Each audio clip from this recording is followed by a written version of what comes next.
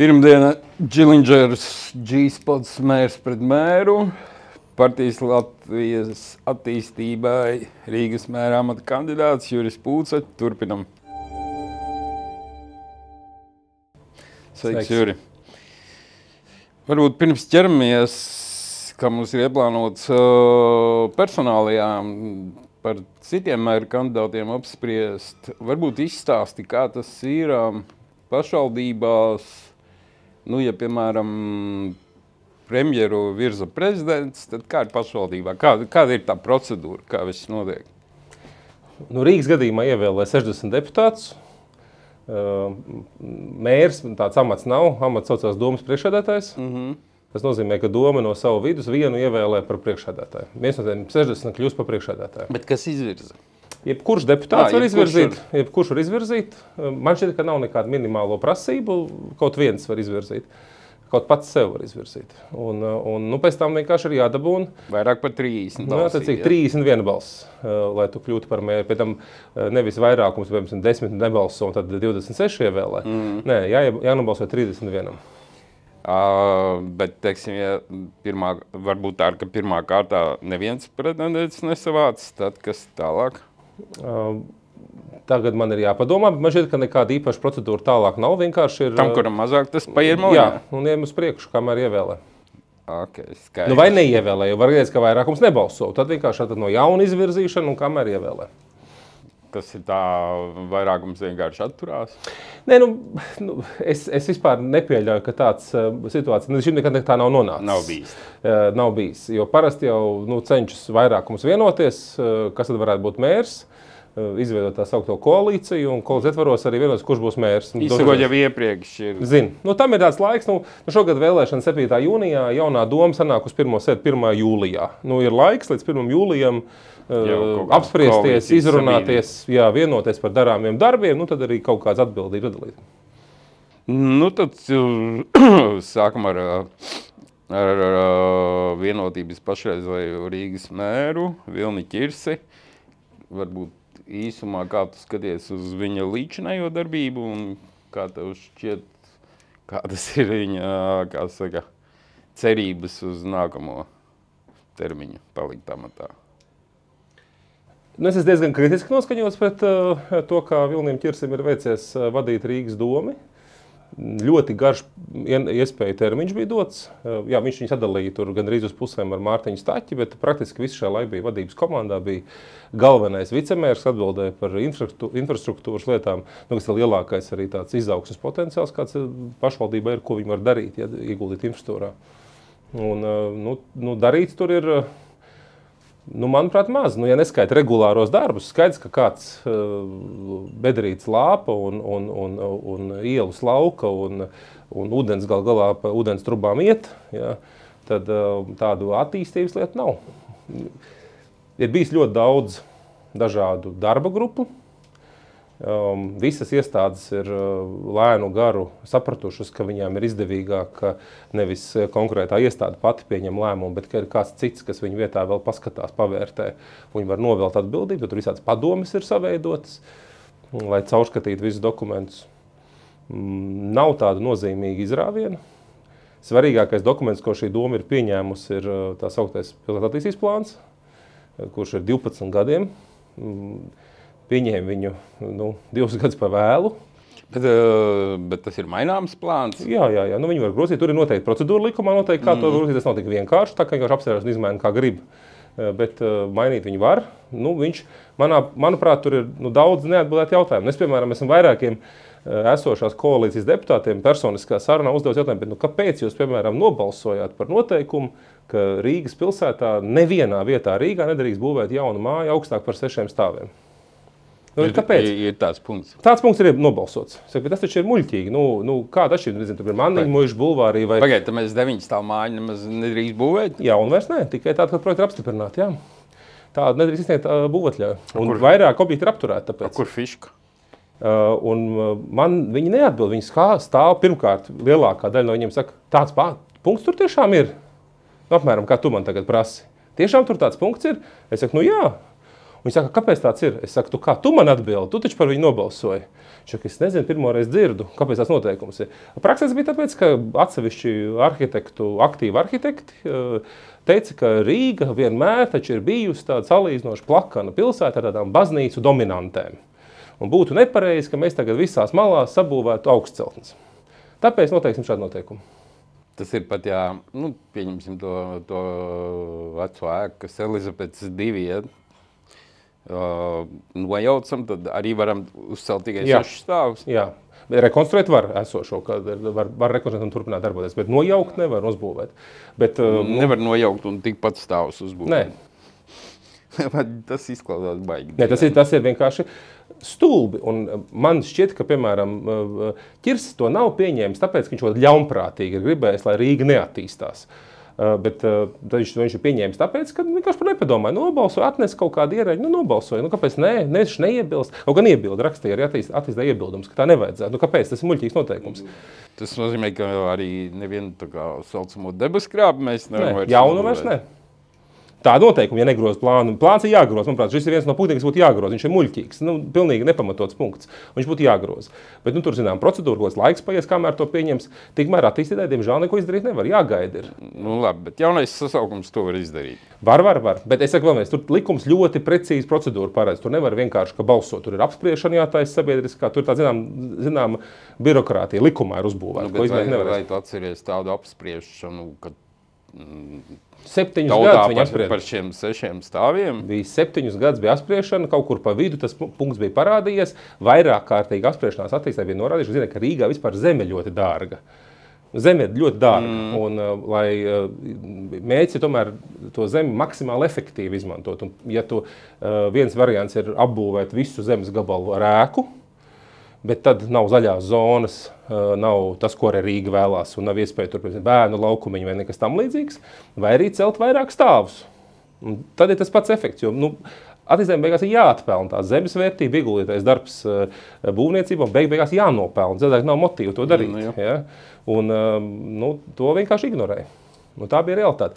Un tas ir tāds Viļņa Ķirša darba rezultāts. Nevis, ka kaut kas ir drausmīgi, tāds milzonīgs kaut kādas tādas izzakšanas būtu bijušas vai kaut kas tāds. Tā nav arī apzināta ļaunprātība, vienkārši dumums. Ja? Jā, muļķība. Un muļķīgs lēmums, kur paši nezinu, kāpēc viņi tādi ir pieņēmuši, bet turpin iet uz priekšu, neko nesēs, jo mainīt neko nedrīkst. Tā būtu pakļaušanās atzīšana, ka tu esi kļūdījies. Ja? Kas ir muļķīgi jāatzīst. Ja tu esi kļūdījies, ir jāatzīst, ka tu esi kļūdījies. Labi. Ir kaut kas labs, ko viņš ir izdarījis? Cilvēciski jāatzīmē, ka šī nebija vienkārši koalīcija, vienkārši domas sasaukums. Viņš jau nav tāds cilvēks, kas meklē konfliktus. Viņš ir drīzāk tāds, kas meklē vienoties un kopā strādāt. Nav viņš tur meties emocionāli uzsprādzis, nav vai lamājis kaut ko. Tāds viņš atšķirās no siliņas. Es nevaru iedomāties, ka Vilnis Ķirsis Rīgas domas sēdē kliegt uz kādu tur neaizrījies, neapvemies. Tas nevar notikt. Bišķi izskatās mierīgs. Viņš ir mierīgs pēc rakstura un darbības. Tad cilvēciskā ziņā es nedomāju, ka viņš ir ļauns vai slikti domājošs. Tā problēma ir tāda, ka viņam ir komanda, ne viņam ir pašam redzējums. Ok. Labi, bet ja Latvijas attīstībai tiek pāri 5%, vai jūs redzat sadarbību ar Vienotību? Ja jūs diezgan aktīvi sociālos tīklos arī Vienotību kritizējat? Jā, kā vienu no lielākiem ļaunumiem. Mums ir pieredze arī strādāt kopā ar Vienotību koalīcijā. Tas nav viegli. Vienotība ir ilgstoši izkopusi tādu darbības modeli, kur viņiem savu ideju sen nav. Viņi pat ir apzināti sevi, kā lai tu pasaka, atrofējuši to vēlmi jaunas idejas izteikt. Kāpēc? Tāpēc, ka par jaunām idejām tev arī kāds var kritizēt. Jebko, ko tu jaunu pasaki, kāds tev var pateikt, tas ir muļķības, tas ir nepareizi, tu kaut kādu muļķību piedāvā. Ja? Un viņi nevis ir gatavi diskutēt, argumentēt, pārliecināt. Reizēm varbūt neizdodas, bet tomēr censties kaut ko darīt, ja? Bet labāk nedarīt. Un tad viņi pieņem tādu pozu, ka viņi sēž koalīcijā, gaida, ka citi nesīs koalīcijas partneri idejas, un tad viņi viņus kritizē. Tāda ērta loma ir. Ja? Un, ja izdodās beigās un sanāk panākums, tad viņi saka, ne, tas arī mūsējs, mēs tur piedalījāmies, mēs arī, kā saka, to baļķi nesām kopā ar Ļeņinu Subotņikā slavenajā, ja? Un tad mēs esam visu to izdarījuši. Bet, ja viņiem nesanāk, nu, mēs jau teicām, ka tas nav pārdomāta ideja. Tā kā strādāt viņam koalīcijā nav viegli. Pienesums ir balss, diezgan drošs balss, viņi vienmēr balso diezgan organizēti, bet darbs, ikdienas darbs drīzāk ir grūts. Mēs nevelkam sarkanas līnijas, mēs vispār necenšamies sarkanas līnijas vilkt, tā kā mēs neizslēdzam, ka tāda koalīcija vispār varētu būt iespējama, bet vai tā būtu optimāli, diezin vai. Jā, jo viņš ir kaut kur minēja, ka neizslēdz sadarbību ar Latvijas attīstību. Nu, es arī neizslēdzu sadarbību ar Vilni Ķirsu un Vienotību. Nevajag izslēgt. Tas arī nav. Es arī vispār uzskatu, nu te ir tāda bišķiņa, Rīga ļoti saimnieciska vienība. Un modelis, kur ievēlē 60 deputātus, un teiksim, tur 31 ir koalīcija un 29 tagad ir opozīcija, un tad tie 31 strādā, 29 jāskatās. Tas ir ļoti muļķīgs modelis. Tev tomēr ir jāpanāk jebkurā modelī, vai tur kāds paliek vai nepaliek pozīcijā, opozīcijā, ka visi deputāti ir iesaistīti, visi viņi piedalās lēmumu sagatavošanā, tu dzirdi arī viņa idejas. Es dziļi tam ticu cits starpā. Es dziļi ticu, ka katram politiķiem ir savs vēlētājs, un tas vēlētājs, viņš ir rīdzinieks. Viņš ir tikpat svarīgs kā mans vēlētājs. Protams, ka es primāri robežu, lai mans vēlētājs būtu pārstāvēts, bet es nevaru ignorēt, ka tikai tāpēc, ka man tur nepatīk kādas idejas cilvēkiem, kas ignorēšu arī viņu vēlētājus. Man ir jāņem vērā viņa idejas un jāmēģina kaut kā kopā strādāt. Nu labi, tu saki, nav nekāda sarkano līniju, tad mēs reiz nonākam pie stabilitātes Rīgas mēra amata kandidāta Alekseja Rosļikova. Šeit arī nav nekāda sarkano līniju. Nu, Rosļikovam es nevaru iedomāties situāciju, pie kuras mēs viņu atbalstītu Rīgas mēra amatā. Pirmkārt, man ir sadarbības pieredze ar viņu. Viņš bija Rīgas domas deputāts 17. gadā, kad es pirmo reizi tika ievēlēts Rīgas domē, tad, kad arī man ievēlēja vienīgo reizi Rīgas domē, kad esmu kandidējis. Arī viņš ir vienīgo reizi. Ja. Un, nu, es varu teikt, ka tas ir cilvēks, kas ļoti maz laika un enerģijas var veltīt darbam. Viņš daudz vairāk velt sevis iznešanai, un tajā brīdī, kad viņam bija kaut kāda atbildība par darbu, un to, ko viņš tur darīja, tas būtu uzskatāms par, kā lai es tā pieklājīgi pasaku. Nu, imitēja vairāk darbību. Nē. Nu, piemēram, mēs sākām filmēt, tur mobilo telefonu nolika, lai netraucē. Ja mēs ar viņu tad neatstātu telefonu nepieskatītu. Tu domā, ka viņš varētu nozagt? Nu, nezinu, nu, man tāds aizdoms, ka būtu jāpieskat telefons savā kabatā. Nu, beidz, nu tu pārspīlē. Nu, atcerieties, ka viņš atbildēja Rīgas domē pēdējā sasaukumā koalīcijā ar Ušakovs atbildēja par tādu uzņēmumu Rīgas nama pārvaldnieks. Jūs atcerieties, kas tolaik notika Rīgas nama pārvaldnieku, kur spuldzīts nes ārā, ja nebija pieskatīts. Tad, nu, padomājiet, kāpēc tas tā bija. Skaties, ka tu nedabū kādu tiesas procesu. Nu, lai tiesājas. Okay. Bet tepat laikā nevar noliekt, labi, noliekot malā to kaut kādu viņa ideoloģiju, nu, nevar noteikti teikt, ka viņš nav apķērīgs un nav diezgan rafinēti, gudrs. Pat pie kaimiņa suņa būdā viņam ļoti labi viņš tur tā kā izrullēja. Runātīgs un trenēts, jā, par to nav šaubu. Labi. Nu, tad pārējiem pie kandidāta Aināra Šlesaru, Latvija pirmajā vietā, tas, kas ir mūsu rubrikā oponents it kā. Nu, Aināra plus mīnusi, un viņam šobrīd reitingi tā kā vislielākie kā kandidātam. Ko tu par Aināru vari teikt? Jums vēl, protams, būs arī iespēja pēdējā mūsu raidījumā tikties aci pret aci.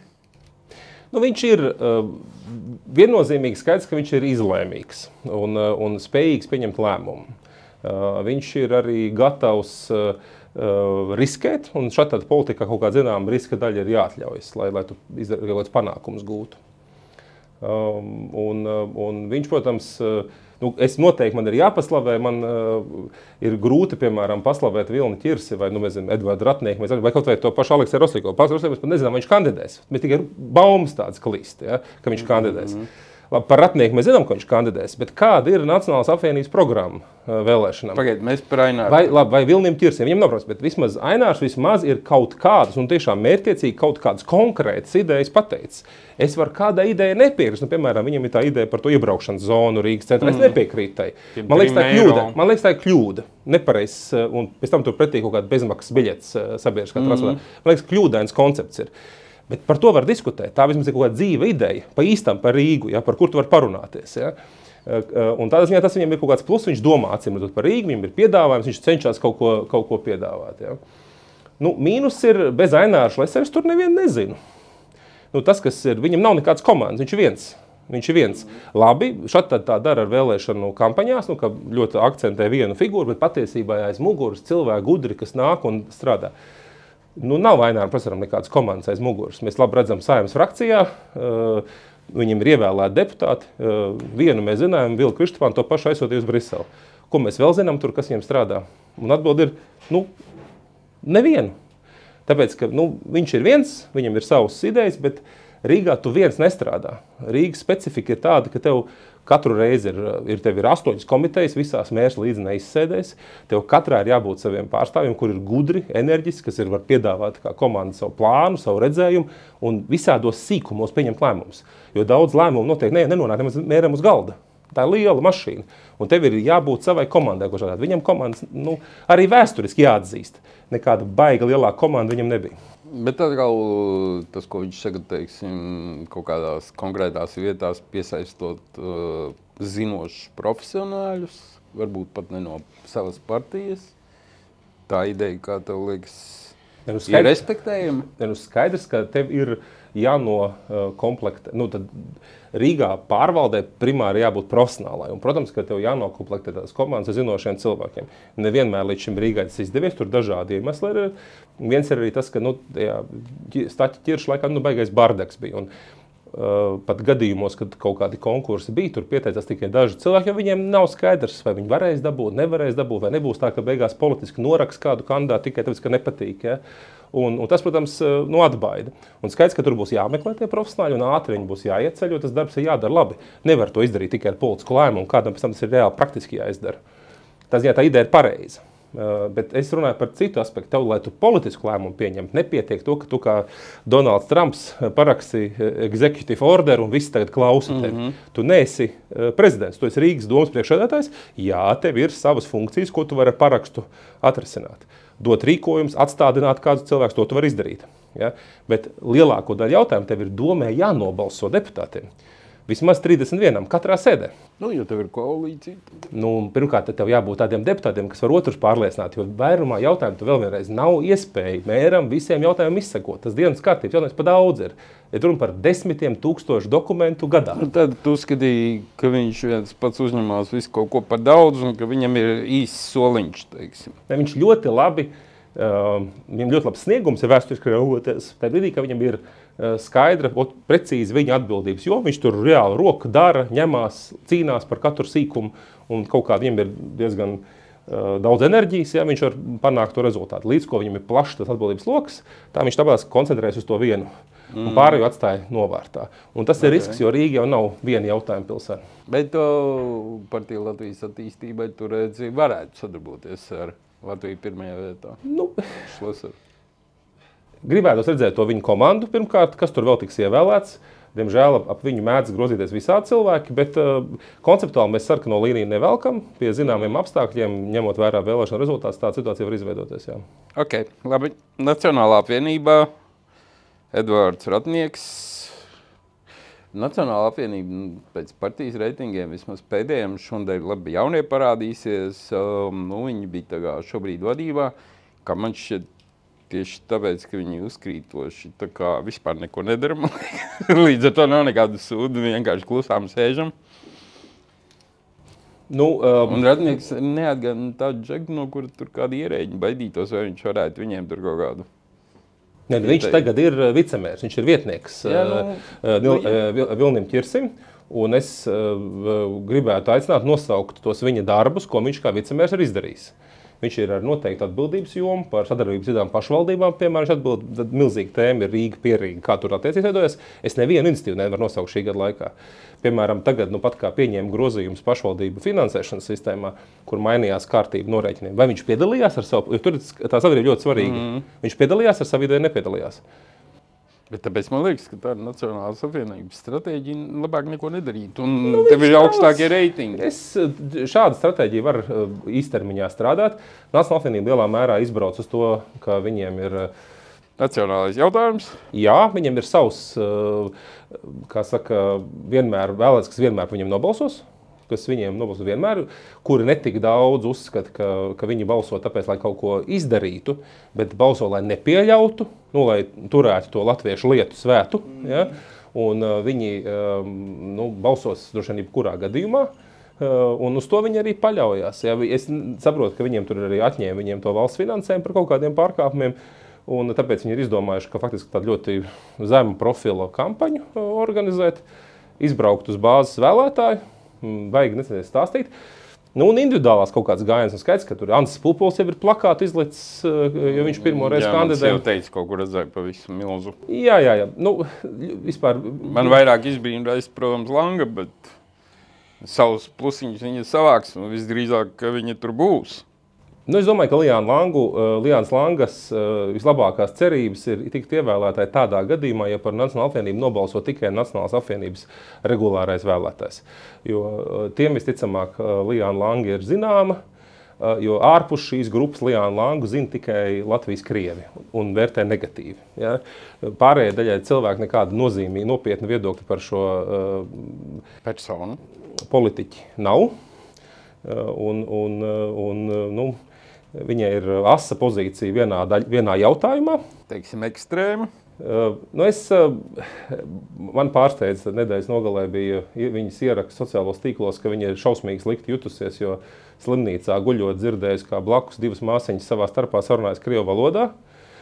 Un es pirms pāris gadiem arī gadījās būt slimnīcā, un es pie sevis domāju, vai tajā brīdī es būtu vispār par šo jautājumu domājis, jo es biju diezgan pārņemts ar savu personīgām veselības problēmām, vai nedod Dievs dzīvē arī kādreiz man gadījies ar bērnu būt bērnu slimnīcā, tad es pilnīgi nedzirdu, kas notiek, ka citiem tikai domāju, kā bērnam ir. Kāpēc, lai māsiņas savā starpā nesanātos, ja teiksim, viņas pēc tautības ir krievietis, kāpēc viņas nevar savā starpā sarunāt? Man liekas, ievērojams pārspīlējums.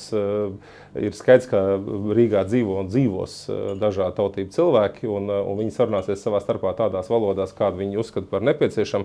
Un nevar, skaidrs, ka publiskā sfērā saziņā ar pacientu šajā gadījumā slimnīcā vai tur klientu ir jābūt iespēja iegūt pakalpojumu latviski, par to vispār nav šaubu. Ja?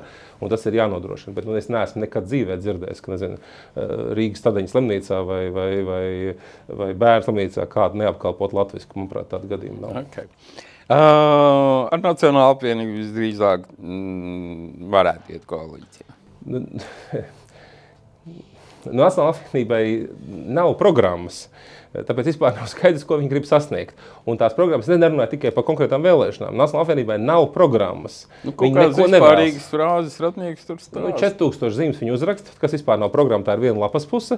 Un viņi pasaka, ka, protams, jātur latviešu lieta svēta, jānodrošina. Piemēram, es jau varu pateikt, kas būs viņa programmā, ka viņi nodrošinās, ka tās Rīgas skolas netraucēti pāries uz mācībām latviešu valodā. Ko viņi jau nav pārgājuši? Vēl nav tur pārējais periods, bet ko viņi ir darījuši, lai tas notiktu? Likumu pieņēma 2002. gadā. Viņi visu šo laiku bija koalīcijā, viņiem visu laiku šeit bija vicemēra amats. Ko viņi ir darījuši līdz 2025. gada jūnijam, lai tas notiktu? Kādu palīdzību viņu skolām ir snieguši? Ko viņi ir darījuši? Atbildi neko. Neko. Ja? Tā kā viņi sola tādas vispārīgas lietas, kur viņiem īsti nevar pateikt, ka viņi ir atbildīgie, lai par to neatbildētu. Viņi nekad paši neuzņem atbildību. Varbūt atkal pasolīs kādu pieminekli nojaukt vai kādu ielu pārsaukt un cerēs, ka viņu pašu vēlētājiem ar to pietiks. Visdrīzāk arī pietiks, ņemot vērā arī šobrīdējos reitingus, viņi ir vadībā. Ja tādā plašākā masā, es domāju, ratnieks kā personāžs vispār nav īsti atpazīstams. Protams, un viņš droši vien pats ļoti tiecas, bet es vērtēju kategorijās, ka Nacionālā apvienība, es pabrīnos, vienmēr paskatos viņu šausmīgi, viņi tur saimnes līmenī, tagad bija viena tur tāda diskusija, kur viņiem tur Dzintars ļoti, jau bijušais priekšsēdētājs Dzintars, bet joprojām droši vien ļoti nozīmīga figūra, kritizē vienotības valdību, kā tur Siliņai viss ir nepareizi tas un šis. Bet vienlaikus viņi domē, viņi ir vienkārši pilnīgi pieplakuši vienotībai un strādā tā, kā vienotība grib. Pilnīgi pieplakuši, vispār nav atšķeļami no vienotības nevienā lēmumā. Tomēr vēsturiski diezgan daudz viņiem sadzīvojuši kopā. Jā, viņiem ir, tā peldēšana pa ūdens pa virsu, tas viņiem abiem diviem piestāv. Viņi pat paši nezin, vai viņi upē peld vai dīķī aizaugušā. Vai kaut kur peld, vai vienkārši turās, kamēr nav nogrimuši. Ja to viņi nezin, viņi nespēja atšķirt vairs. Ļoti metaforiski. Jā, man šodien tāda metafora diena. Vai ne? Jā. Labi. Progresīvie Viesturs Kleinbergs. Pēc visiem šitiem ārprātiem, ko viņi te ir sastrādājuši valdībā, un tik un tā viņiem tur izskatās pēc reitingiem pāri 5% ir, jo ir kaut kādi jaunatni, kuriem pietiek ar šo vienu vārdu progresīvi, liberāli. Kā tu vērtē Kleinberga kungu? Es Viesturu diezgan ilgi personīgi pazīstu, ar to man ir grūti atsvešināt, vērtēt viņu tieši kā politiķi. Viņam ir savu plusi, viennozīmīgi skaidrs, ka viņš ir iedziļinājies sociālo jautājumu problemātikā. Viņš ilgadīgi nostrādājis Amariešu apvienībā darbā. Un viņš bija, kā saka, Šlesera partijas biedrs vienu laiku, Viesturs Kleinbergs. Tagad jau viņš ir diezgan uzbrukošs pret Šleseru. Jā, viņš savā laikā bija, Šlesera partijā bija tāds bērnu un ģimenes ministrs Ainārs Baštiks. Viesturs ilgus gadus bija bērnu ministrs, man liekas, kāds 5 apmēram, varbūt kļūdos. Un visā šajā periodā viņam biroja vadītājs, kā ministra biroja vadītājs, bija Viesturs Kleinbergs. Un bija partijas biedrs, un vēl pavisam nesen, esot LPP biedrs, pēc nesen pirms 11 gadiem atbalstīja pozīciju, tur, piemēram, par vienzimumu ģimenēm un tam līdzīgi, jo viņš bija vienā pozīcijā ar viņu. Tā kā tas viss mainās, kā es saprotu, politikā viss elastīgs ir. Ja? Bet attiecībā uz viņu piedāvājumu, es domāju, ka viņu galvenā problēma būs tā, ka visas tās gaišās un sirsnīgās lietas, ko viņi plāno solīt, ka Rīgā būs vairāk zaļuma un viss būs ļoti godīgi un tā tālāk. Viņiem visiem to bija iespēja izdarīt, esot reāli pie varas Rīgas domē. Viņiem bija mērs, viņiem bija 11 deputāti progresīvo, viņiem bija visi iespēja pieņemt jebkādus lēmumus. Viņi reāli dominēja vienu brīdi Staķa laikā koalīcijā. Tā rezultātā viņi izvēlējās tādu parotaļāšanās modeli. Nevaram īsti iestādīt Rīgas centrā kokus, izliksim tās betona dobes, ieliksim tur koku, pēc tam nelaistīsim, un tad brīnīsimies, koki nokalta. Vau, kā tas sanāca? Tas iznāca stulbi. Jā, vai tur, piemēram, uzliksim pa pilsētu pēc brīvi ieskatas, kad bruģī ieskrūvējot kaut kādus tur stabiņus, pēc tam, budžetā mums nav paredzēta nauda, viņas vispār uzturēt, viņas kādreiz arī nolauž un jāmaina, tad novāksim. Ja? Bet mazgāšanai jau bija paredzēta. Tur pēc tam kaut kā pa vidam atrada kaut kā to naudu, kaut kā jau viņi jāuztur ir, jāuztur, kurš sadarbības objekts jāuztur, ja, darbībā. Un tāda rotaļāšanās ar pilsētu, tas daudziem droši vien palika kā nospiedums, ka viņiem tādu dziļu, īstu pārliecību un plānu nav. Viņi pabrauko pasauli, sagrābstā dažādas idejas un tad pamēģina, moška sanāks. Ja. Ja būs grūtāk ar tām liberālajām idejām.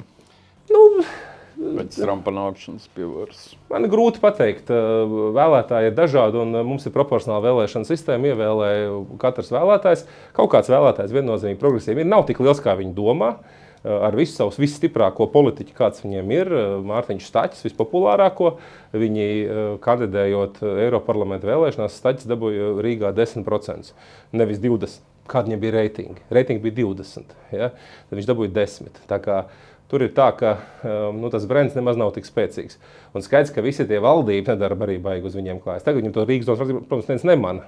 Bija pat kā budžeta apspriešana, nevienu progresīvo priekšlikumu tā mēs arī kaut ko iesniedz, bet vispār neviens nepamanīja droši vien no Latvijas sabiedrības. Bet valdības darbu gan pamana, un Kaspara Briškena nemirstīgo performanci redz droši vien visi. Andris Sprūts arī nav nekāds spēkazars, ko mēs nu pat kā redzam arī iznākušajos datos par ministra darbu vērtējumu. Es neatceros, kas būtu aizsardzības ministrs, kas būs starp visnegatīvāk vērtētājiem ministriem. Neatceros tādu gadījumu. Tagad jau visi ir vēsturiski lielākajiem mīnusiem visi ministri. Tur iespējams ir arī tā, ka vienkārši sabiedrībā kopā dusmas ir pieauguši un dēļ tā kopējais vērtējums tāds dusmīgāks ir. Bet tur arī, jāskatās ir relatīvi pret grupu, pret ministra grupu. Un fakts ir tāds, ka divi redzamākie progresīvo ministri arī starp 5 visnemīlētākiem, vismazāk, kā visvairāk patīk. Un mēdz gadīties, ka ministrs ir ļoti nepopulārs, ja viņš kaut ko aktīvi virza, aizstāv kādu pozīciju, pret kuru viena daļa sabiedrības ir pret. Tā mēdz gadīties. Bet vajag. Reizēm ir arī tāda lēmuma, kur... Tu reiz par sevi pateikt, ka tu virzīji to administratīvo reformu. Man reitings turējās diezgan labi visā šajā periodā. Es nebiju kā ministrs plusos, parasti ministra vairums ir mīnusos. Parasti ir pāris ministra plusos, bet es nebiju lielos mīnusos. Tāpēc, ka, protams, ka es arī apelēju pie tiem cilvēkiem, kas bija dziļi pārliecināti, ka Latvija nevar uzturēt 119 pašvaldību modeli, ka ir jābūt efektīvākiem. Ja? Okay. Un to cilvēku arī saprata. Tikai beigās es arī saprotu, kā mēs tur iebraucam, bet... ka tie ceļi uz rajonu centriem beigās izmaksā dārgāk nekā tā ierobežotā birokrātija, ko caur to administrēt. To ļoti grūti pateikt. To man ir ļoti grūti pateikt. Tas, kas ir skaidrs, faktiski reformas, mēs tagad ļoti labi redzēsim, būs tūlīt publicēta 23. tikai gada, vēl nebūs 23. gada dati par nodarbinātību pašvaldībās, bet jau pirmie dati, ko rāda, ir skaidrs, ka tas nodarbināto darbinieku skaits ir sācis sarukt. Un jāatcerās, ka vienreizēji ieguldījumi ceļos, tas ir vienreizējs ieguldījums, kamēr darbinieks nāk un saņem mēnesi, katru mēnesi gadiem uz priekšu. Okay. Beidzam par progresīviem. Man, protams, liekas, ka viņš tādā publiskā debatē Klimbergs diezgan vājš. Galīgi nepārliecina. Es brīnos, ka viņu pabīdīja, jo tādā ziņā Šuvajovs, teiksim, izskatās stipri pārliecinošāks. Šuvajovs viņam ir partijas priekšsēdētājs, viņi ir izdomājuši, ka viņu loma un vieta ir Saimā, tur, ka tā ir galvenā vieta, jo Saimā tā politika taps, un viņš tur arī Saimā paliks. Saimā būt par faktiski vadītāju nav slikta pozīcija. Es ar tādu amatu ieņēmis. Ja, tur tev uz visiem televizoriem aicina, viedokli tu var izteikt, bet konkrēti ne par ko tu neatbildi. Nav nekāda tāda lieta, par ko tu atbildētu. Okay. Gods kalpot Rīgai Oļegs Burovs. Es domāju, ka Oļegam ir savi plusi. Viņš ilgus gadus nostrādāja kā ierēdnis Rīgas domē. Viņš ļoti labi Rīgas domu pārzina. Brīdi mērs bija. Pavisam īsu brīdi bija mērs, bet deputāts arī viņš pavisam īsu brīdi, bet pirms tam viņš ilgstoši bija tur departamenta direktora vietnieks, departamenta direktors, lielu struktūru salīdzinoši vadīja Rīgas domē, viņš labi saprot to birokrātiju, viņš labi saprot dažādas tajā jomā, kurā viņš bija atbildīgs, dažādas problēmas, kas ir bijušas, kas ir dažādi ar īpašumiem un saistīts. Viņam ir zināšanas, un viņam, protams, nebūs vajadzīgs nekāds ieskriešanās periods, lai jebkurā amatā Rīgas domē varētu diezgan labi izpildīt pienākumus. Viņš ir tēmā. Jā, viņš saprot un var pieņemt lēmumus. Viņa, skaidrs, ka viņam ir arī savs vēlētājs. Viņam ir, viņš nav cilvēks, kas viņš ir spējīgs realizēt lielus projektus. Pats viņš liels projektus nepiedāvās. Okay. Tad viņš, tāds klasisks, tādā klasiskā kombinācijā viņš var būt labā blicē viens no labiem izpildītājiem. Un viņš patiešām būs labs izpildītājs. Cits jautājums ir, ka viņš šeit kopā ar Zaļiem zemniekiem. Zaļiem zemniekiem vienmēr Rīgā ir gājis vāji. Tās bāzes tur nav. Tā kā īstenībā es domāju, ka Zaļie zemnieki izbrauks uz Oļega Burova personīgo vērtējumu. Domāju, ka viņiem viņš ir pietiekami liels, lai viņš varētu ievēlēties, bet kas tur reāli tiks ievēlēt, vai nesanāks tā, ka Burovs būs ievilcis kaut kāds ZZS biedrs, tā arī var gadīties. Un plus vēl var gadīties tā, ka, ja viņš tiek ievēlēts, tad Saimā viņa jau koalīcija 52 balsu vietā ir 51 paliek. Jā. Jau pavisam riskanti paliek. Jā, tāds situācija pastāv. Tas ir atsevišķs jautājums par Saeimas koalīcijas stabilitāti, bet Burovs kandidēs uz Rīgu. Es domāju, ka viņš ir nogarlaikojies Saeimā, jo es varu nosaukt vēl vairākus politiķus, kas ir pilnīgi nav piemēroti parlamentāram darbam, jūtās diskomfortā, tur, kur ir reāli piemērota tādā izpildvaras tipa aktivitāte. Un Oļegs Burovs viens no tiem, viņam vajag praktiskas lietas darīt. Tas viņiem patīk, praktiskas lietas, pieņemt lēmumus. Es pilnīgi nebrīnos, ka viņš var būt 7 no rīta kaut kādā būvlaukumā, bet ka viņš būtu 4 dienā sapulcē ar 30 nevalstiskām organizācijām par iespējamu virzību vienotam jautājumam, tas jau viņam nav viņa tēma. Tur viņš nav tik labs. Principā sadarboties var? Jā. Mums ir arī pieredze, laba pieredze. Vēl mums daži palika īsumā. Saskaņa pat paziņoja par Regīnu Ločmeli, ka viņi kandidēs, Urbanovičs kaut kā uz 3. numuru pakāpās. Saskaņā ir vēl kaut kādas cerības? Vai Rosļikovs viss novāks to krievu valodīgo? vēlētāji? Nu, es viņus nenorakstu. Es nenorakstu tāpēc, ka saskaņā līdzīgi tādi bēres viņiem tika jau pirms tam derēts, nu pat kā viņi nostartēja Eiroparlamentā un ievēlēja Nilu Ušakovu domē, nostartēja kā vislabākā. Tas ir Ušakova fenomens. Taisnība, es piekrītu, bet gluži kā Staķim palīdzēja tas, kas bija Staķis, nevis progresīvie.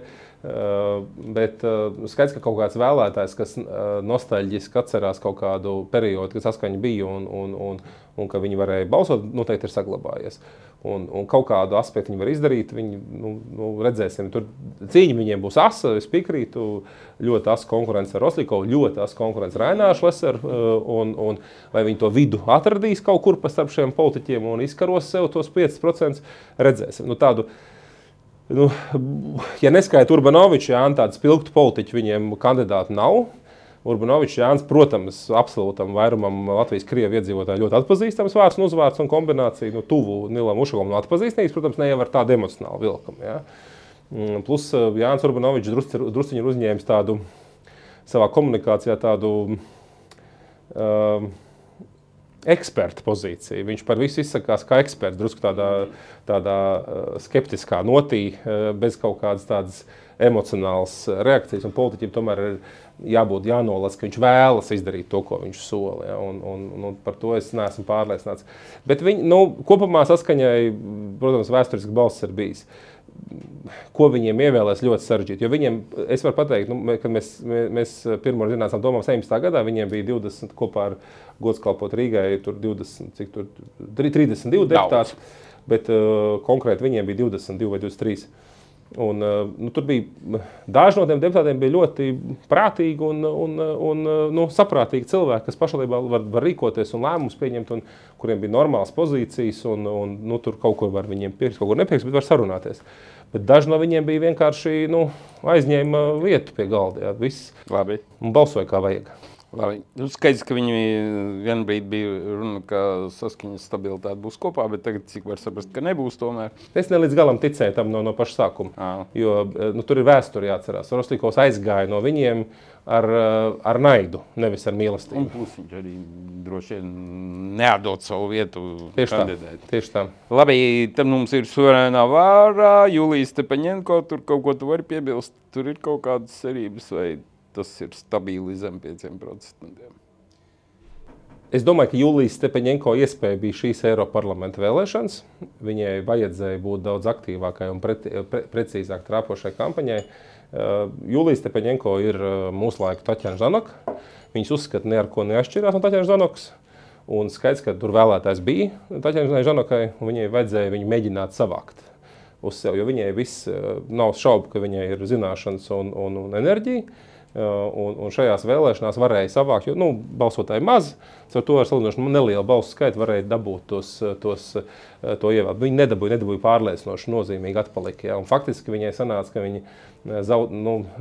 nozīmīgi zaudēja Ušakovam un nekas tur nesanāca. Tas ir visticamāk arī šoreiz nekas nesanāca. Es būtu pārsteigts, ja viņas ievēlētu. Tad man ir, protams, jautājums, es līdz galam nesaprotu, tur ir kā apvienotajam sarakstam it kā pavīdēja Kulbergs, bet tā viņi līdz galam, man liekas, oficiāli nav pat pateikuši. Es izsācu baumas dzirdu, negribu arī baigi komentēt. Apvienotais saraksts, man arī grūti, viņiem bija divi deputāti Rīgas domē. Ieva Branta un Valds Gavars. Ieva Branta viņas atstāja. Tagad palicis viens deputāts Rīgas domē, Valds Gavars, ko es domāju, ka absolūts vairums Latvijas nezina tādu Valdu Gavaru. Un skaidrs, ka uz to uzbūvēt sarakstu nevar. Viņiem vajag kaut kādu citu vēl cilvēkus, kas viņus var vest. Tā. Viņiem vēsturiski ir nekāda pozīcija Rīgā. Viņiem nekad nav bijis stipra pārstāvniecība. Ne tur Zaļajai partijai, ne arī Reģiona apvienībai. Iebrauciņi pēdējā reizē, būsim godīgi, ar Edvardu Smiltēnu, diezgan zinām politiķi, bet pamatā tomēr uz Nacionālās apvienības balstiem, jo viņiem bija kopīgs saraksts. Ja, bet Smiltēņus nevar kaut kā izdomāt? Es būtu ļoti pārsteigts, ja Edvards Smiltēns kandidē šajās vēlēšanās. Edvards Smiltēns grib kandidēt nākamās Saeimas vēlēšanās un dara visu, lai noturētos pietekmi savā paša apvienībā. Tas viņam ir svarīgākais. Gatavojas nākotnē. Caur to es nezinu, kas viņiem būs pirmais numurs, visāds baumas, kā es saku, līst. Bet viņiem ir galvenais jautājums jau, kāpēc viņu rīdziniekiem ir vajadzīgi. Kas ir tas piedāvājums, ko viņi atšķirtos, piemēram, Rīgā Kāpēc, lai vispār cilvēki uztvert, ka viņi saprot rīdzinieku problēmas, ja reāli viņiem tur rīdzinieku tajā partijā tikpat kā nav? Labi, sapratu. Labi, šo liekam malā. Droši vien šodien parādīsies reitingi, tad nākamreiz mēs varēsim parunāt, jau būs interesantāk. Jau konkrētiem skaļiem neliek mūsu skatītāju mieru ar to mūžīgo jautājumu. Beidzot, es gribu dzirdēt tavu versiju paša vēlreiz svaigi par to nelaimīgo stāvvietas caurlaidi. Izstāst pats saviem vārdiem, kā tas viss notika un kas tas viss bija? Nu, es uzskatu to par savu kļūdu, neizdomātu rīcību, nepārdomātu rīcību, kurai bija salīdzinoši liels sekas. Nu, tā tas mēdz gadīties. Nu, praktiski tas bija pavisam vienkārši, kamēr, kad man ievēlēja par Rīgas domas deputātu, man kā Rīgas domas deputātam piešķīra autostāvvietas atļauju, novietot autostāvvietā. Un es viņu turpināju lietot, tā, ka es vairs nebija Rīgas domas deputāts. Man bija kolēģi frakcijā, kuram nevajadzēja, un viņu izmantoju es. Un tā tas ievilkās. Mēs runājam par Barčuku un par Beleviču, ja, kura caurlaides uzvārds bija Bačkurs un Nabaga, ko es šodien esmu padarījis slavenu ar savu...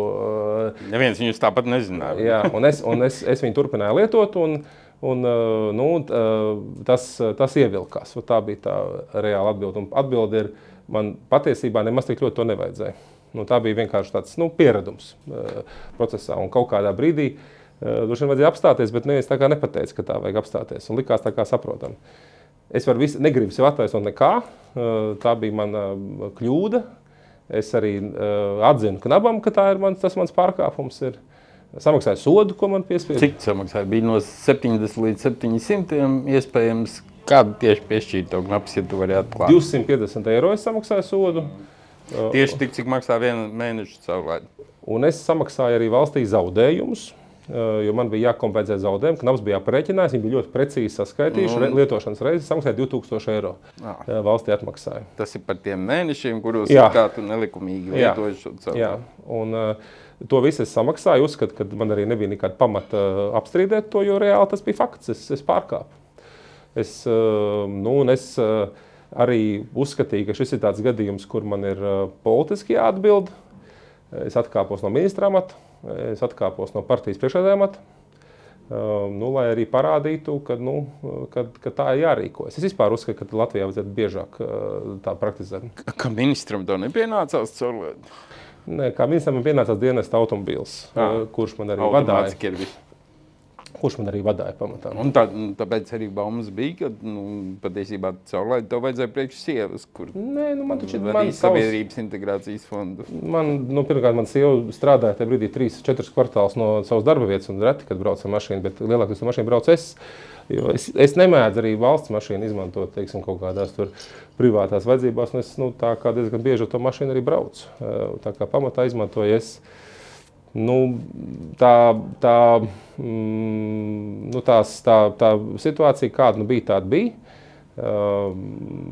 Emocionālā puse man arī bija diezgan smaga ap šo jautājumu, jo man jau galvenā sajūta bija, ka es esmu pirmkārt, protams, savai ģimenei kaut kādā ziņā pārnodarījis, ka viņš tagad analizē vērtē uz kaut tādu absolūtu muļķību. Protams, arī partijas biedriem, kas galvā uz mani paļāvās. Bet tas... Tev tā kā neienāca prātā, ka tas kaut kā nav ok. Pirms tam, kamēr tas iznāca publiskā gaismā. Manu spriedumu šobrīd ietekmē tas, kāda reakcija man bija pēc tam. Un pēc tam man bija liela tāda vainas sajūta. Un caur to es domāju, kā es to neapzinājos, nedarīju.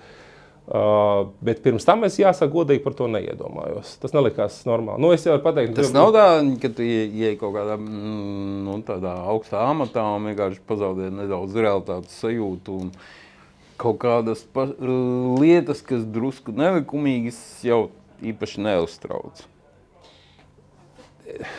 Kā nebija jau tāds tas jau nenotika tā, ka es kļuvu par ministru un es pieprasīju savu caurlaidi, kur man nebija. Man jau bija tā caurlaidi. Es vienkārši turpināju lietot, neraugoties ne uz ko. Ja? Neatdevu, varētu tā teikt. Ja? Un tas vienkārši kā automāts process turpinājās. Ja? Bet pēc tam arī, kā publiski Mičerevskis paziņoja, ka tu esi viņam jaunu prasījis, un bija arī tie WhatsApp ziņas, kurās tu tiešām arī prasīji. Jā, nu tā ir arī tā situācija, pie kuras es visticamāk pēc tam atskatoties arī novērtēju, ka visticamāk es biju nenovērtēju vairs to situāciju, ka tā ir kaut kāda problēma kopīgās kategorijās, kas vienkārši veids priekš. Sev par attaisnojumu, mazu attaisnojumu var tikai pateikt, ka pateicoties manam skandālam, Rīgas domē visi paskatījās, kur caurlaids tiek lietots.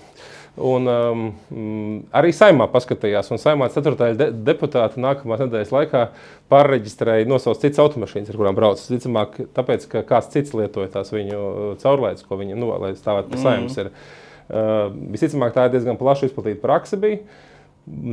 Es nenožēloju, ka es trāpīju, es nožēloju par savu rīcību, nevis, ka es trāpīju. Man tā ir bijis liela mācība. Es apzinos, ka vienkārši visticamāk arī mani nav atstājis, garām nav pagājis tas risks, ka tev tajā amatā kaut kā pazūd tā vienā brīdī tā sajūta, kad jāizvērtē tomēr katrs solis ir.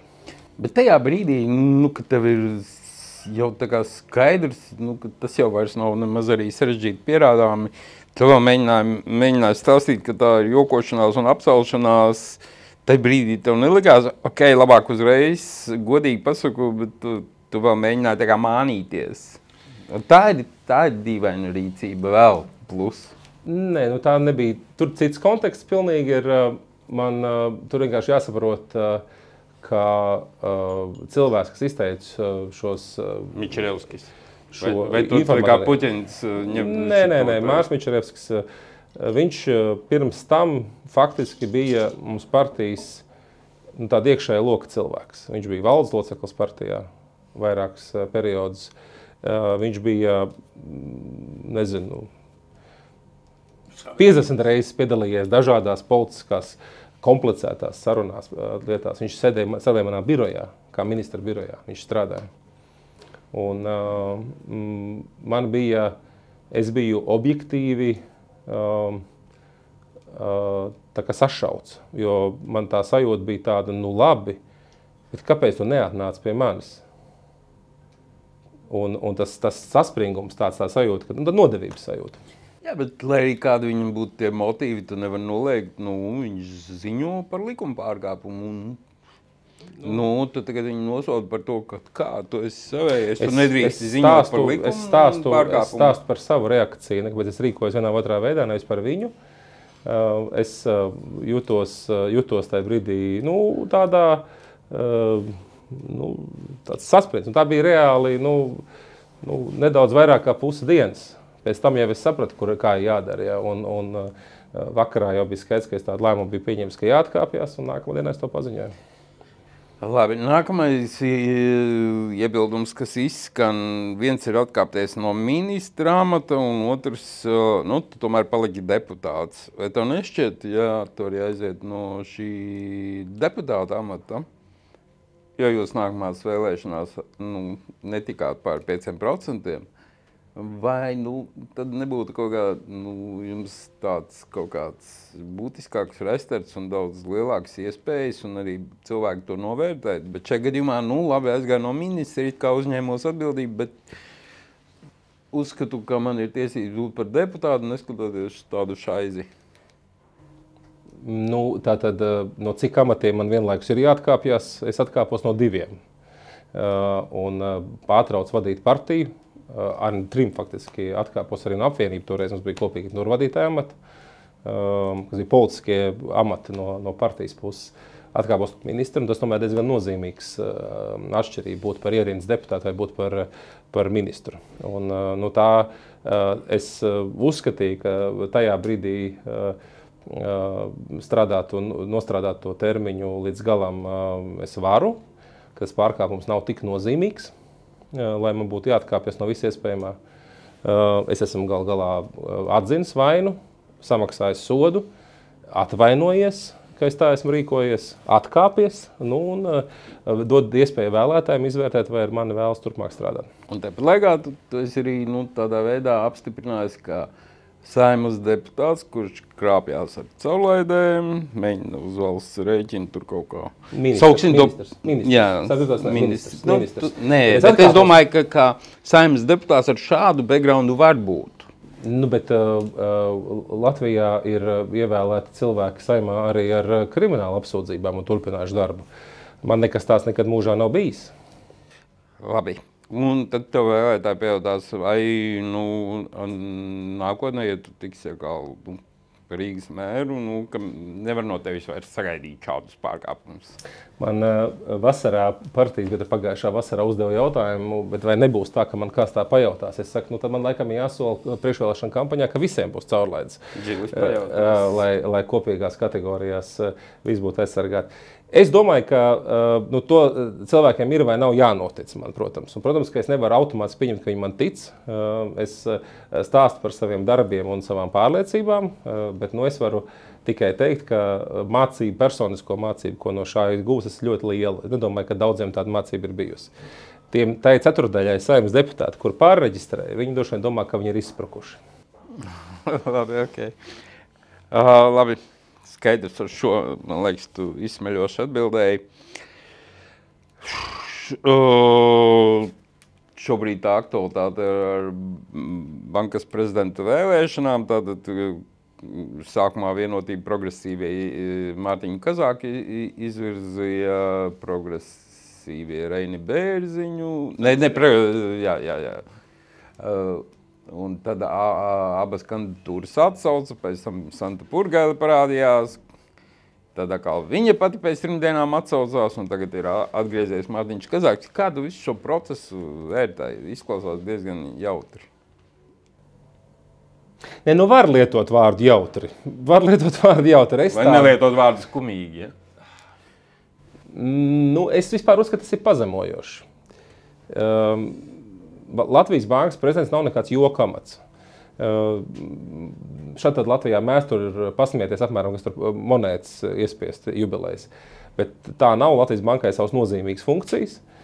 Un pirmā pati galvenā Latvijas bankas prezidents un kā amatpersona, nevis kā tur nevar viens cits aizstāt, sēž Eiropas centrālās bankas padomē. Tur katrai dalībvalstī, Eirozonas dalībvalstī ir viena balss. Nevis tur Vācija tikpat stipra kā Latvija. Un katrs 2 mēnešus pieņem lēmumu, kāds būs procentu likums, kurus mēs visi maksājam pēc tam kā slaveno Eiriboru, kas ir mīklainais jautājums. Ja? Un mēs esam, pat kā 29. 30. janvārī bija padomes sēde, kur Latvijas vieta pie galda bija tukša. Un vispār tā bija diezgan svarīga padome, jo bija milzīga diskusija par to, ne tikai par pazemināja procentu likums par 0,25%, bet bija likumi, ko darīt tālāk. Jo pirms tam bija bijis lēmums, ka varētu būt pusgadu vēl pazemināt, un ko darīt pēc tā pusgada. Un mēs nepiedalījāmies šajā jautājumā. Vispār nekā. Un Latvijas pozīcija, Latvijas vajadzība, Latvijas ekonomikas vajadzības tā tur arī neparādījās. Un nebija neviena iemesla, kāpēc tā būtu. Nebija neviena iemesla, kāpēc decembrī nevarēja ievēlēt bankas prezidentu. Neviena iemesla nebija. Varēja mierīgi septembrī, oktobrī sākt vienoties. Ja tur bija kaut kādas diskusijas, neskaidrs par kādiem kandidātiem, varēja viņi tajā savā koalīcijā runāt krustu šķēršus, visādi apspriest visus kandidātus. Tā vietā viņi vilka laiku. Kāpēc viņi vilka laiku? Tāpēc, ka vienotībā iekšā, ko jau tagad ziņu raidījumi parādīja, vienotībā iekšā bija intriga. Bija vēlme savam pašam politiķim kandidēt. Un tā kā to nevarēja savākt balsu, tad vilka laiku, domāja, ka moška sanāks, varbūt kaut kā apmānīs visus, tomēr iedabūs to savējo iekšā. Tad beigās saprat, ka nesanāk. Tur viņas īstermiņā apspēlēja progresīvie patiesībā uzstājot, sakot, ka mūsu kandidāts būs Kazāks. Un pēc tam zaļie zemnieki izierēja, bet viņi pieplaka. Vienotība neizvirzīja Mārtiņu Kazāku. Viņi piekrita, ka viņi atbalstīs Kazāku. Pēc tam, kad progresīvi jau bija izvirzījuši. Progresīviem balsu pietur, viņiem tie 9 deputāti, viņi nevar izvirzīt 10 deputātus vēl, lai izvirzītu bankas prezidentu. Un viņi piekrita izvirzīt kopā ar progresīviem. Un pēc tam atsauc pēc burtiski 5 dienām, 3, pat 4. Ja. Tad viņi teica, mēs tagad visi vienosimies un atceries, ko viņi visi decembri, otro pusi, ko viņi visi janvāri stāstīja mums. Kā viņi strādā, kādi viņiem kritēriji esot, 10 kandidātu, par visu esot izvērtētu, esot jau finalizējušies daži kandidāti, būšot labs kandidāts. 2 dienas pirms Santas Purgailes izvirzīšanas premjere televīzijā teica, mums būs kandidāti piekdien. Piekdien būs kandidāts, nesatraucies, viss kārtībā, piekdien kandidāts. Piekdien arī izvirzīja kandidāti, kur pirmdien atsauc. Un tas viss ir, tas vienkārši ir, mēs esam pazemojuši Latvijas banku kā institūciju. Mēs esam pilnīgi, nevis mēs, koalīcija, pazemojuši Latvijas banku. ir pazemot 3 normāli kandidāti. Nu, neviens no viņiem nav nekāds sūdverāls, atvainojos par šādu vienkāršu teicienu. Tev ir cilvēki, kas ir izvirzīti labi. Gaila diezgan par tačela sauksim to tā. Par kādu ir kritiska nots, visiem nav jāpatīk cilvēkiem. Ir runa par to, ka cilvēki ar kvalifikāciju kaut ko ir darījuši, var patikt, nepatikt, bet ir kandidāti. Ja? Bet viņi vienkārši ir izvazāti, tukši vienkārši, bezjēdzīgi. Ja? Mēs neesam piedalījušies valstī svarīgi lēmumu piedalījušies. Latvija nav piedalījusies. Vienkārši palaidus garām dēļ slinkuma apmēram. Ja? Un koalīcija stabilāka palikusi. Nu, netak. Izrādās, ka viņi tāpēc ir vēl nestabilāki. Viņi nevar izvirzīt kopīgi kandidātu. Jo es saprotu, ka tagad tāpat viņiem ir opozīcijas balss. Tas, ko pirms pusotra mēneša bet opozīcija Siliņai bija nepieļaujami. Jā, labi, opozīcija koalīcija neuztrauc. Bet tas, kas pirms pusotra mēneša Siliņai bija pilnīgi nepieņemams, kā ar opozīcijas balsīm ievēlēts prezidentu. Tagad tas ir normāli. Tagad tā vajag. Ja? Un tas ir vienkārši tā liekulība. Vienlaicīgi realizēt visu šo pazemojumu vienkārši ir apstulbinoša. Bezkaunības līmenis nenormāls. Ceturtdien ievēlēs Mārtiņu Kazāku. Mums jau parādīs pēc ievēlēšanas. Es domāju, ka jā. Ka šoreiz viņi jau patiesībā, ka opozīcija šai gadījumā palīdzēs. Jo nevis tāpēc, ka viņiem kaut kas ir apsolīts, bet tāpēc, ka ļoti grūti tagad Nacionālajai apvienībai un apvienotām sarakstam ir nokāpt no tā Mārtiņa Kazāka kā kandidāta, ka viņi paši pirms tam viņu tagad izvirzīja kā kandidātu. Tad to viņi iedos tās balsis, nobalsos un ievēlēs Mārtiņu Kazāku par bankas prezidentu. Labi. Pēdējais jautājums, mums palikuši 4,5 minūtes. Gribētu sakot vēl vienu aktualitāti. Tātad 10% Lufthansai ar Baltika akciju par 14 miljoniem. Valdībai lojālie mēdīji ar eksperti ziņo, tas ir ļoti labs dīls. Lufthansa nekad kaut kādos šaubīgos darījumos neielaižās, ja tur kaut kādas ir bankrota iespējas vai ko, kā Rungainis saka. Vienā neatkarīgos mēdījos, kuri vēl ir daži, tur tieši otrādāk afērā un pa lēto. Tad kā tu uz to visu raugies? Kas tas ir galvā? Reizē mēdz būt tāda dīvaina gadījuma, kad visiem taisnība ir. Un es domāju, ka šis ir tas gadījums. Gan kā labi, gan kā afēra? Tā nevar būt. Tā var būt. Tas savstarpēji izslēdz. Air Baltica ir nē. Air Baltica pārvaldība tāda, kā tagad ir. Tur vienkārši ir viena nepārtraukta melošana un mūdēšana. Tur katru reizi, kā kaut kas notiek, cilvēki ar vienkārši cietu seju stāsta, ka tieši tā es biju domājis, tieši tāds bija mūsu plāns. Nelaidīsim uzņēmumu biržā, tāpēc, ka Trumpu ievēlēja, nevarējām laist. Tagad atkal nevarēsim laist, tāpēc kaut kas, bet patiesībā nevar palaist. Ja. Un 10% ir ļoti labi. 14 miljoni briesmīgi labs novērtējums, tūlīt dabūsim caur biržu visu atpakaļ, tās viss ir muldēšana, tā vienkārši ir muldēšana. Un tur viss ir iemācījušies ar Siliņu un Briškens, vienkārši ir iemācījušies no Gausa, kurš to dara gadiem. Vienkārši ar cietu seju mānās, visu laiku mānās. Tāda Minhausena modelis pārvaldībā. Un, ja vispār mēs kaut ko gribam glābt, tas Minhausena modelis būtu jānovāc pirmais, jo atklāt normāli sarunu būtu iespējama. Un kāpēc savukārt ir taisnība, kas saka, tas ir ļoti labi?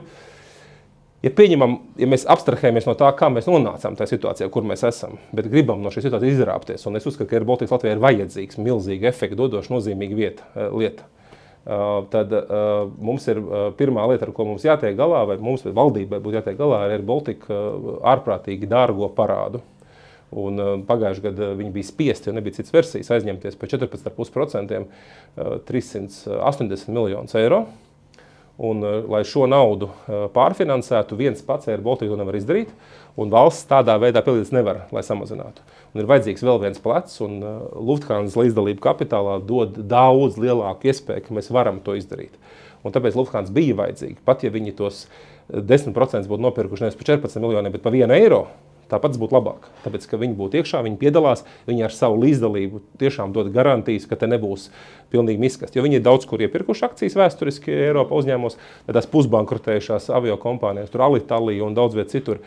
un pēc tam stabilizējuši finansiāli. Un tādā ziņā mums tas ir vajadzīgs, par to vispār nav šaubu. Air Balticam tas ir vajadzīgs. Bet es vienkārši ļoti ceru, ka vienreiz beigsies tā nepārtrauktā muldēšana, jo nebūs pēc nekāda mēneša vai 2 nekāds akcijlaidiens biržā. Nav iespējams. Uzņēmumam vērtība šobrīd ir negatīva. Viņai ir mīnusos. Viņiem ir faktiski viņi būtu iespējams kandidāts maksātnespējai, bet tāpēc, ka Lufthansa viņiem no sākuma būtu jātiek galā ar šo parādu, jāpārfinansē par mazākiem procentiem, kaut kādu daļu valstī jānoraksta un būs jānoraksta, un tā ir vēl viena muldēšana, kur Siliņa ar Briškenu piespieda iepriekšējo padomu atkāpties, jo tas Vasks pateica janvāra sākumā, ka vajadzēs valstī ieguldīt. Vajadzēs ieguldīt. Tagad viņi saka tieši to pašu. Mēnesis knapi pagājis ir. Viņi saka, jāatkāpjas, būs vajadzīgs valsts budžets. Tad tagad Siliņa Briškens arī atkāpsies. Ja Baskam tāpēc bija jāatkāpjas. Būtu loģiski. Nē, loģiski, bet tas tā nebūs, tāpēc, ka Minhausen pie varas. Bet tā atbilde ir tāda, ka tā pārfinansēšana ir vajadzīga būs. Valstī būs jānoraksta savus 50, cik tur miljonus mēs esam nopirkuši obligācijās. Bet tā ir kaut kāda cerība izglābt Air Baltiku. Labi, skaidrs, neizklausās baigi foršas prognozes. Nekas tur labs nav, bet jācīnās ir. Jā, labi. Šodien paldies, Jurij. Tiksimies nākamreiz. Paldies manam draudziņam Neksīvam Salds, kurš man ļoti labu dūmu sagādājis ir. Un paldies B-bāram restorānam par iesmīlīgām telpām, viena no labākajām vietām, kur laiku pavadīt, ļoti garšīgi ēdieni, un vakaros arī var padejot. Paldies, Jurij! Tiekamies nākamreiz!